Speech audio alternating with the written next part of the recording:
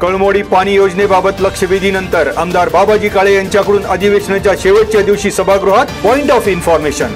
लक्षवेधी क्रमांक 5 नुसार आमचा त्या प्रस्तावाला विरोध। आमदार काळे यांचं जलसंपदा मंत्री राधाकृष्ण विखे पाटलांना निवेदन। आमदारांच्या भूमिकेमुळे कळमोडी धरणातील पाणी योजनेबाबत तर्कवितर्क।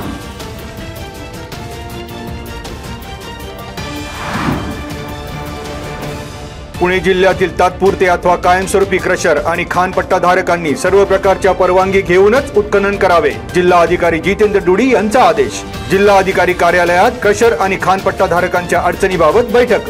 परवानगी करता लागणाऱ्या सर्व संबंधित विभागांकडून ना हरकत प्रमाणपत्र घेऊन जिल्हा अधिकारी कार्यालयाकडे सादर करावे लागणार।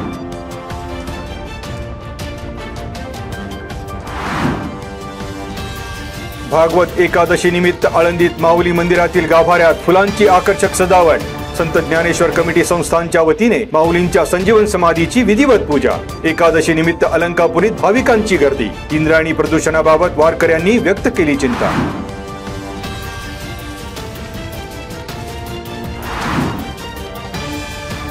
MSCBतील अधिकारी आणि कर्मचाऱ्यांच्या निष्काळजीपणामुळे 55 वर्षीय महिलेचा विजेच्या धक्क्याने मृत्यू।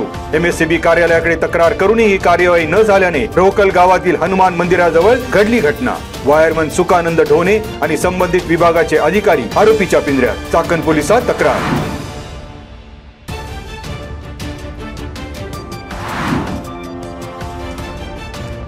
लातूरच्या उदगीर इथून आणलेल्या मोबाईल फोनची मागणी केली असता आरोपींनी बाप लेकासह वृद्ध आईला लाकडी दांडक्याने केली मारहाण। आळंदीतील हनुमानवाडी येथील प्रकार। मारहाणीत 3 जखमी। एका महिलेसह वैद्यनाथपुरी अशा दोघांवर आळंदी पोलिसात गुन्हा दाखल।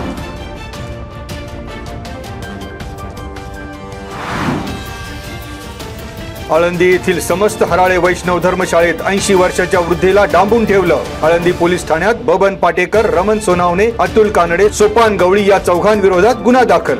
जुन्या वादातून वृद्धेला खोलीत डांबून ठेवल्याचं झालं उघड।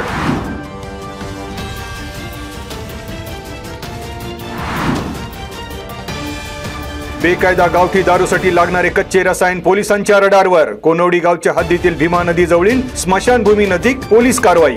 पिंपरी चिंचवड गुन्हे शाखा युनिट 3च्या पथकाकडून कारवाई। पोलीस आल्याची चाहूल लागताच ठोकली धूम। चाकण पोलिसात जीवन राजपूत याच्यावर गुन्हा।